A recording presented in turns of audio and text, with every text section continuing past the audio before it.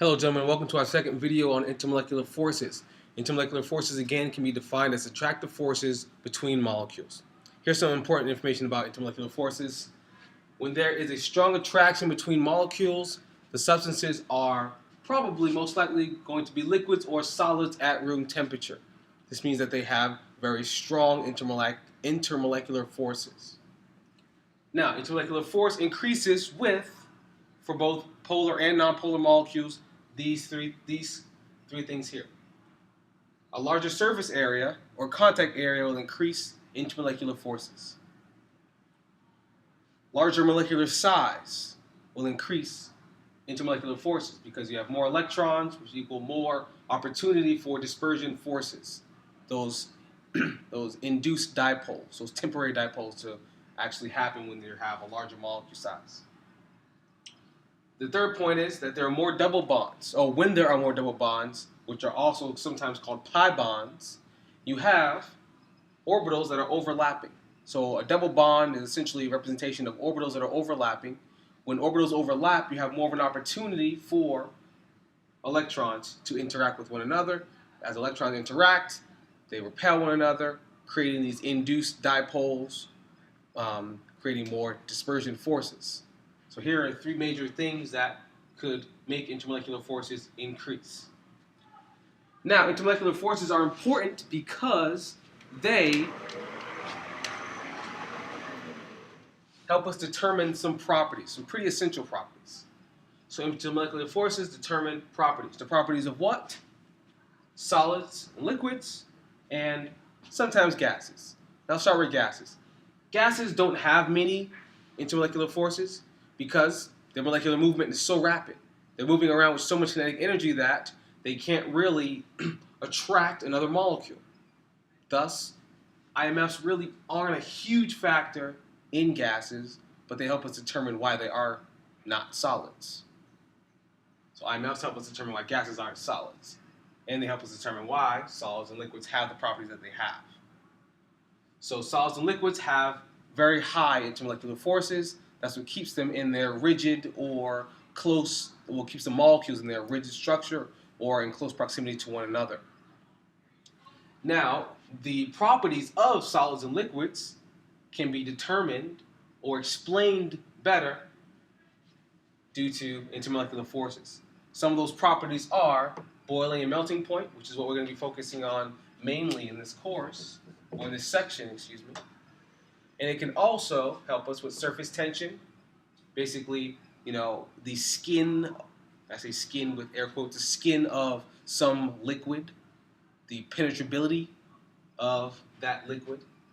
Capillary action, which is essentially how a liquid can rise up a tube, move up a tube, or how water moves up a piece of cloth or paper. And miscibility, which is mixability, how two liquids can mix together. These properties of solids and liquids are determined by intermolecular forces.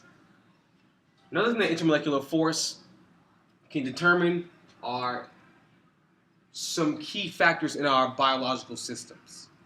For example, protein and enzyme structure. We said that proteins have different structures: tertiary, quaternary, secondary, primary. Those elevated advanced structures, tertiary, secondary mostly, are in the specific structures that they have, and they're folded due to the intermolecular forces between the different side chains. Hydrogen bonding, van der Waals forces, or London dispersion forces, and dipole-dipole interactions. Now, polar molecules need higher amounts of heat energy in order to separate the molecules. Thus, they have higher boiling points. This is a really big point, no pun intended. But we talked about boiling and melting points, and polar molecules have higher boiling points. And they do because they have high intermolecular forces between the two molecules. It takes a lot of energy to break those intermolecular forces. For example, here we have ethanol. Ethanol is a polar molecule. It has an electronegative oxygen that pulls electrons towards itself, making itself partially negative and the hydrogen partially positive. This is called a polar bond. This is also a polar bond on this side. Oxygen pulls electrons towards itself, making this carbon partially positive. So this side has a lot of charge distribution. This side of the molecule does not. We call it a polar molecule. One side is really charged, one side not so much at all. That charge dispersion there is called, makes a polar molecule. This happening here, it's a polar bond. The same polar bond happens over here. Partial positive, partial negative, partial negative, partial positive. That creates interaction between these two molecules. This partially negative oxygen attracted to this partially positive hydrogen. Partially positive hydrogen is attracted to this partially negative oxygen. We call these attractions here because we have a very electronegative atom, oxygen, attached to a hydrogen. There's a connection between different molecules due to that interaction here. We call that a hydrogen bond. And that is one of our strongest intermolecular force. This is with two polar molecules. Let's look at an example of a nonpolar molecule.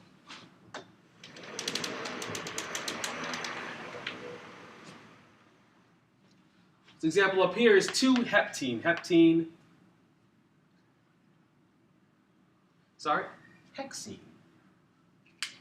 That's an X. 2-hexene. I have 6 carbon hydrocarbon, and I have a double bond here. This is a nonpolar molecule. There are no electronegative atoms to draw electrons to one side or another side. There are no polar bonds here. And there aren't really any carbon and hydrogen don't really form a polar. We wouldn't really call that a polar bond because the electronegativity values are somewhat similar. So if I have two of the same molecules interacting with one another, as they move, these nonpolar molecules would undergo or they would display London dispersion forces. That's what we would see. As electrons that make up these bonds are moving back and forth and going around, they will form these temporary dipoles. They might come this way, make that partially positive, that partially negative, and it would happen all throughout this molecule.